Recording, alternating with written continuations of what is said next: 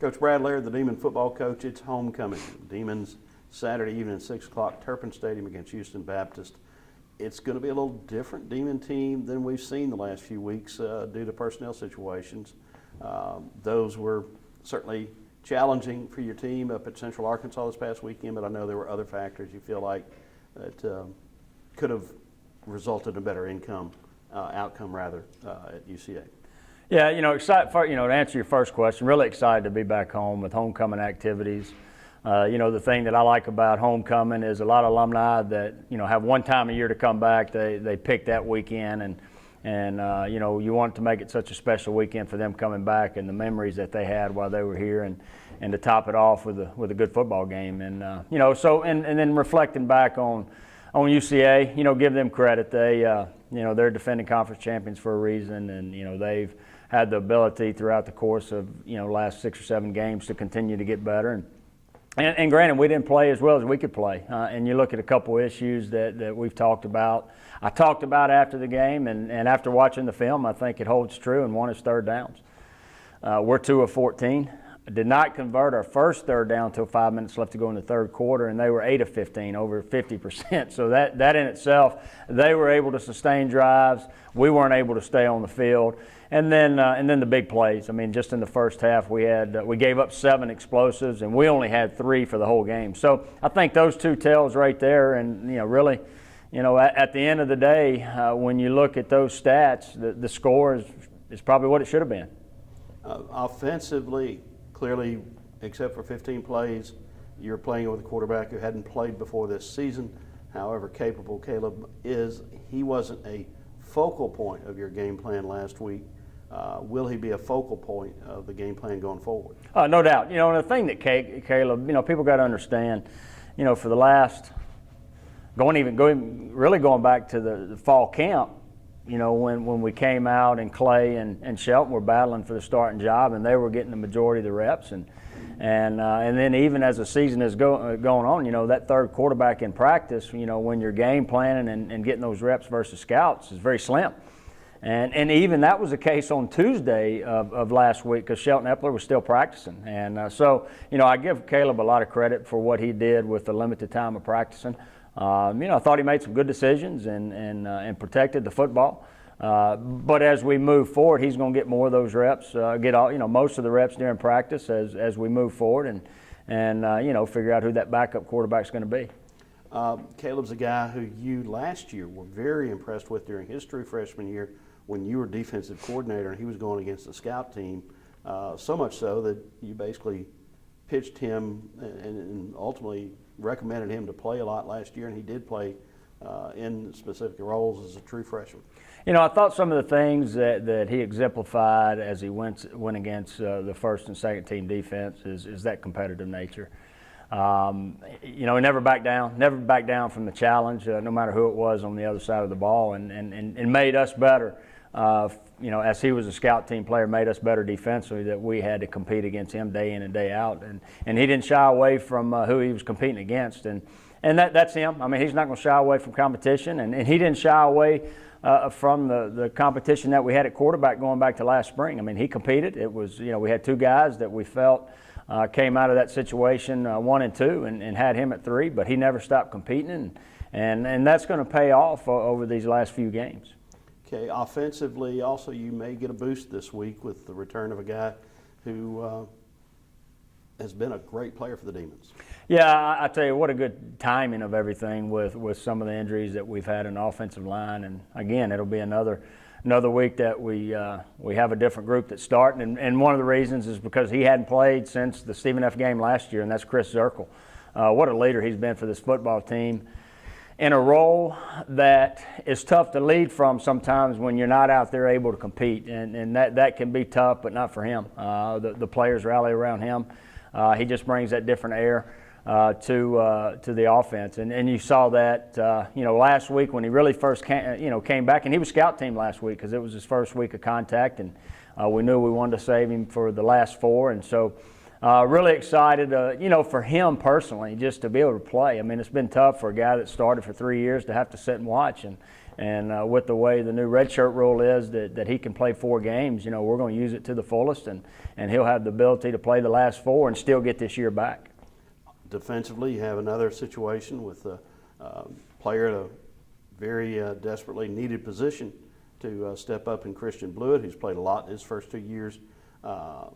Your defense has a lot of fresh faces in the lineup right now due to injuries and concussions. So I know that'll be a boost. Talk about the defense. Well, you know, just to reemphasize what you talked about with Christian, you know, Blewett, a guy that's played for 2 years and started a lot of football games here, and what a much needed time with, you know, some of the things that we have had as far as injuries at defensive line. You know, last week playing a true freshman in Joey McNeely, who just came back from injury and has a broken hand, or broken finger. But Christian, you know, brings, again, kind of like Zirkle. You know, he's a guy that's played a lot of, I say, quality snaps in the Southland Conference that'll come in and give us a boost, not just from his playing ability, but also from his leadership role. And I think, you know, within the context of where we are defensively, I think that'll be huge when you add that leadership from somebody that's played significant snaps, because there's not a lot of them that in the past, besides this year, has played significant snaps in the Southland Conference. Punter Parker Pastorella has been a tremendous asset for the Demons this year, is threatening the single-season school record. What has made him so much better this year? Well, his work ethic. I mean, really, he works at it each and every day, and I think he's a smart. You know, when you talk about a punter, but he's a smart football player. He understands football. Back in high school, I mean, he just wasn't a punter. He was an athlete when he came here, and heck, I've seen him run down on kickoffs. I've seen him, you know, for scout team. I've seen him scout team offense last year.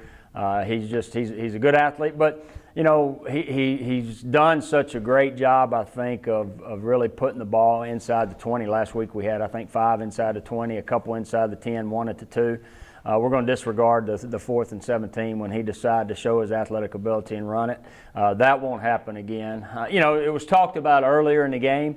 And I think he got real antsy and knew this was his opportunity. I don't know if he really understood the down and distance at the time, but besides that, you know, he really did a great job, and that's all about field position. He's been able to do that for us.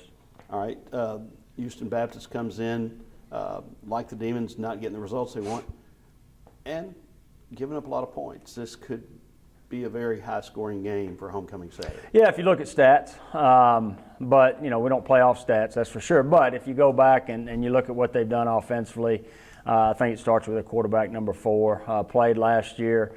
You saw him getting better last year, and to where he's at. He's a great leader. I think he really runs what they do offensively very well.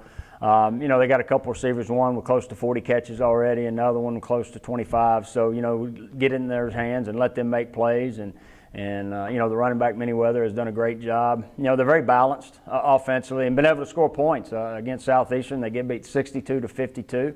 I think they scored 36 versus UCA and 35 versus McNeese. You know, so they've had the ability to score points, and you know, and along with not just scoring points, but creating explosive plays. And that's one thing we'll have to work at this week to be able to minimize against Houston Baptist. When it comes to explosive plays, you have one of the best in the conference in the country. And Jazz Ferguson, now 5 100-yard receiving games. Talk about Jazz. Yeah, you know, just steady. You know, it's what you see in practice is what you see in a game, and I think that's what makes him.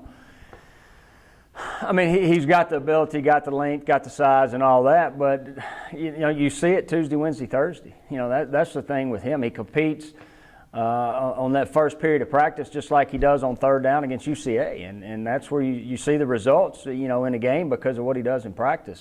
So he's been able to be consistent with it, just like he's been consistent in practice, and you know, continue to get him going week in and week out. A lot of activities around homecoming. Certainly one that's central to football. The reunions of the '88 and '98 Southland Conference champion teams, coached by Sam Goodwin.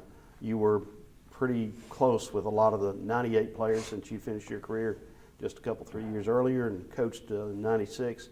Talk about the meaning of having those championship teams back this weekend and Coach Goodwin as the centerpiece. That's huge. I mean, to get them back on campus, you know, to hear stories, that's the thing that I love. To, you know, once you get those type of teams back to hear the stories. A lot of the stories you hear is the adversity that they went through, and whether it's the 88 team or the 98 team that won the conference championship, you're going to hear about overcoming adversity, and that's what it's all about, and that's what made the ending, and their ending was winning the conference championship, that much more gratifying. But I'll tell you one thing that you're going to see with those two ball clubs, you're going to see some good football players coming back to Northwestern State. I tell you, Coach Goodwin did such a great job of getting those guys on campus. He had a keen eye for recruiting, and it showed in the success that he had, not just with those two teams, but throughout his career. So really look forward to having those guys back and having them, and also being able to be around our guys, to the passion that they have for Northwestern State. So our guys can see that. We talk about it, but to be able to have that one-on-one conversation and talk about some of the things that made them so successful back in '88, '98, and what we need to do moving forward.